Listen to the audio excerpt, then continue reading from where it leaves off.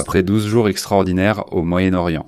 La crise, donc, qui a commencé par des opérations militaires et de renseignement d'Israël sur le territoire iranien et s'est terminée par une attaque des forces armées américaines contre les principales installations nucléaires de l'Iran, semble maintenant s'apaiser.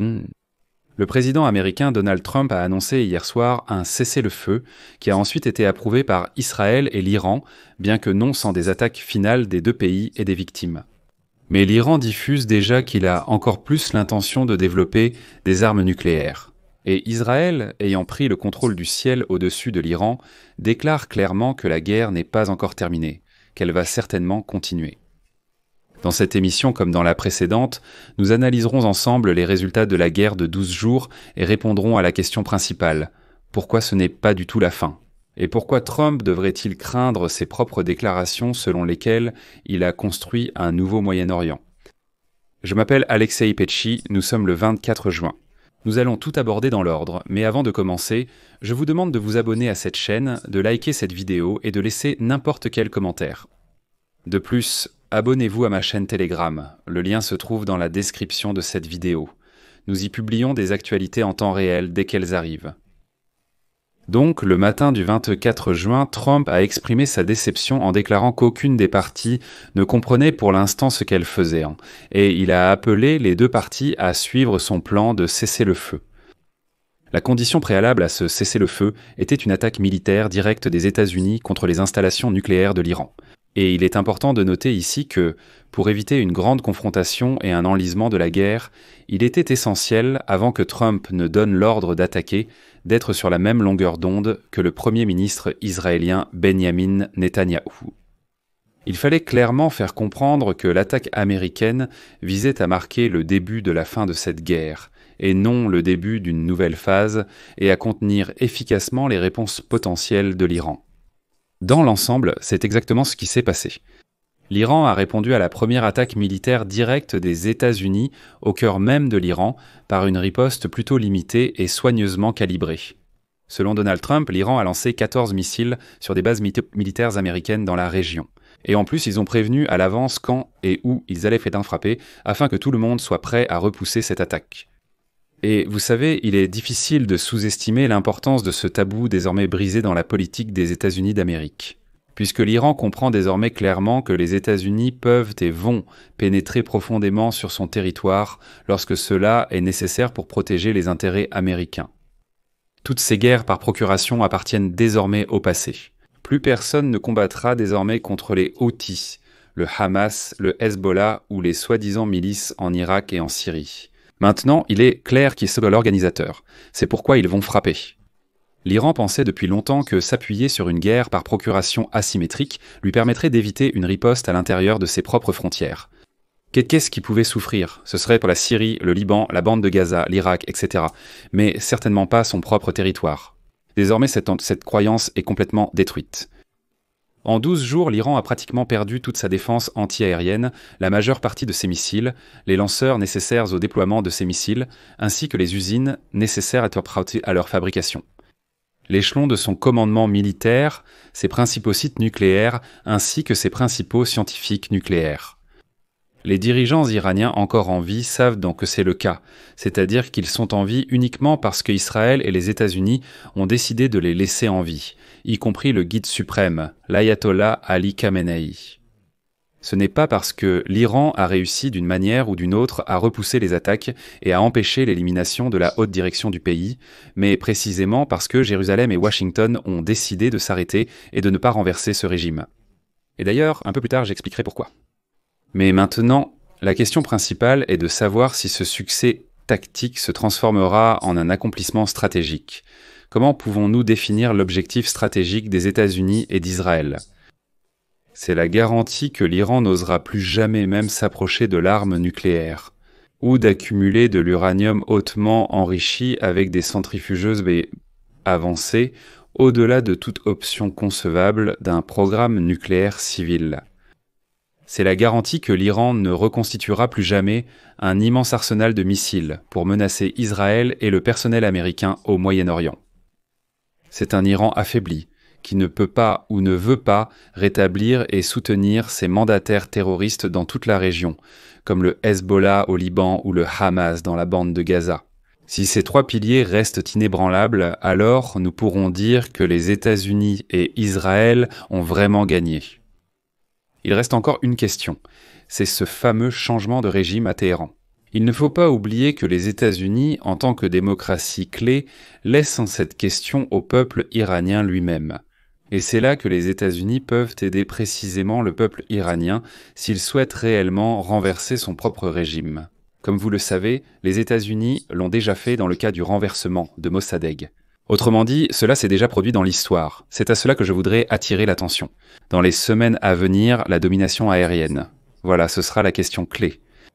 Ici, il faut approfondir un peu pour comprendre tout le contexte. Après l'attaque du HAMAS le 7 octobre 2023. La doctrine de sécurité nationale d'Israël consiste à réagir à toute menace avant qu'elle ne devienne une réalité. Par exemple, l'affaiblissement du Hezbollah au Liban. Et c'est précisément ce genre de considération qui a guidé cette décision. Cela explique également la logique et l'élan de l'opération militaire d'Israël contre l'Iran au cours des 12 derniers jours. En termes simples, dès qu'Israël obtient un avantage sur son adversaire, il ne renoncera pas facilement à cet avantage.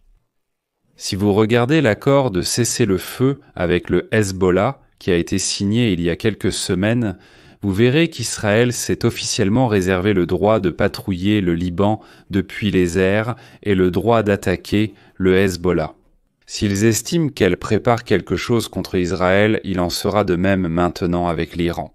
C'est pourquoi Israël fera tout son possible pour conserver la domination de l'espace aérien iranien, et si l'Iran tente de s'y opposer, de nouvelles attaques israéliennes ne sont pas à exclure.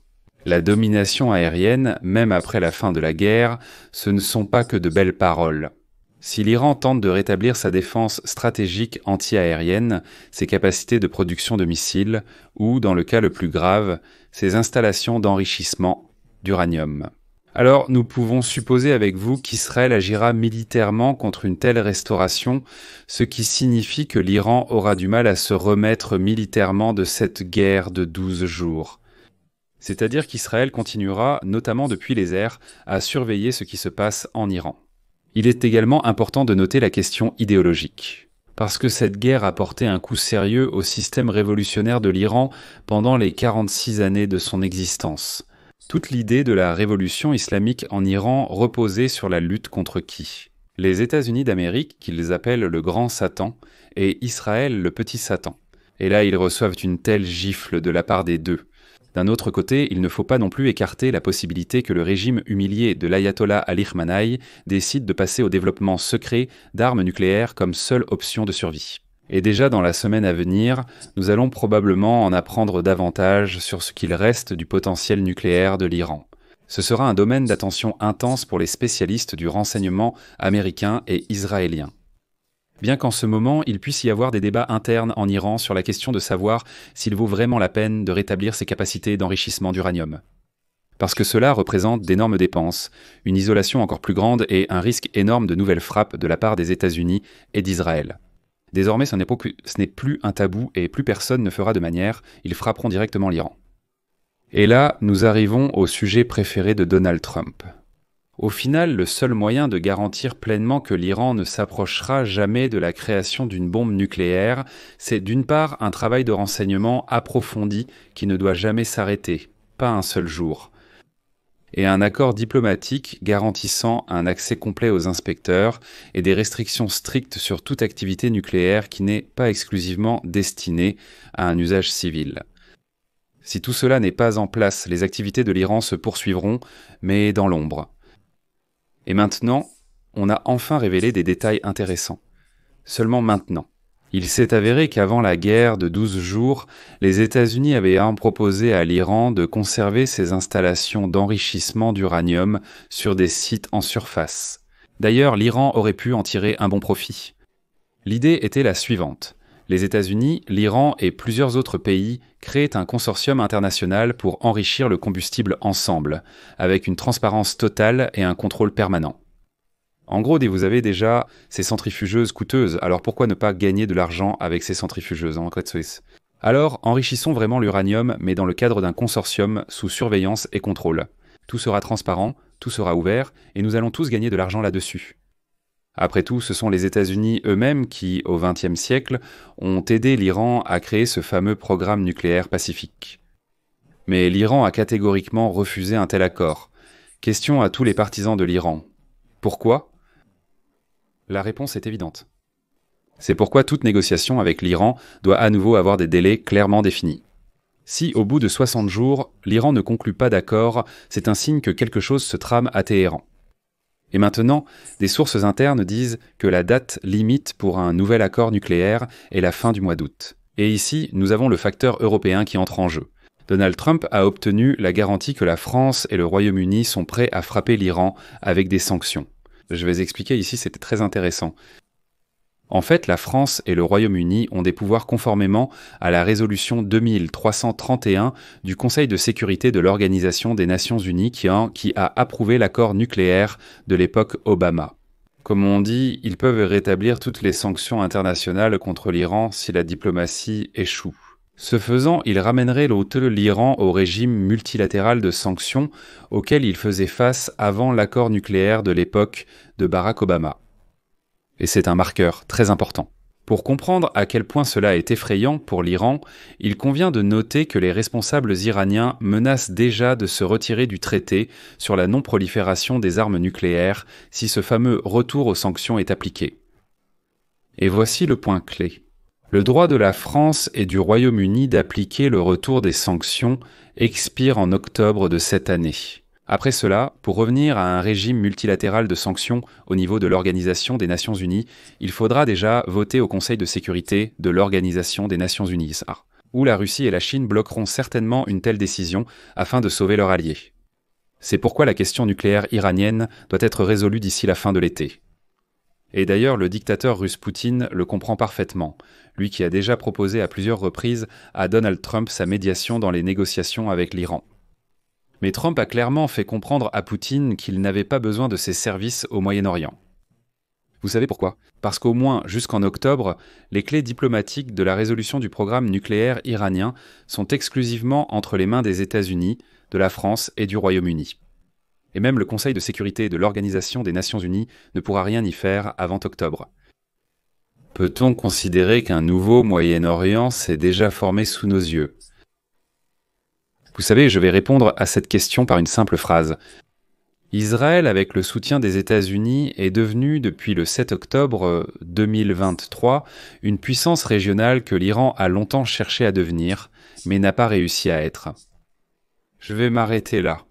Partagez vos avis et vos conclusions dans les commentaires sous cette vidéo, abonnez-vous à la chaîne, activez la cloche et n'oubliez pas de mettre un like. Si vous souhaitez soutenir le travail de cette chaîne, vous pouvez le faire financièrement avec un don de votre choix, en utilisant les liens et les coordonnées dans la description de cette vidéo ou via le code Quick Response affiché à l'écran. C'est tout pour aujourd'hui. Prenez soin de vous. Au revoir à tous, sous-titres réalisés par moi.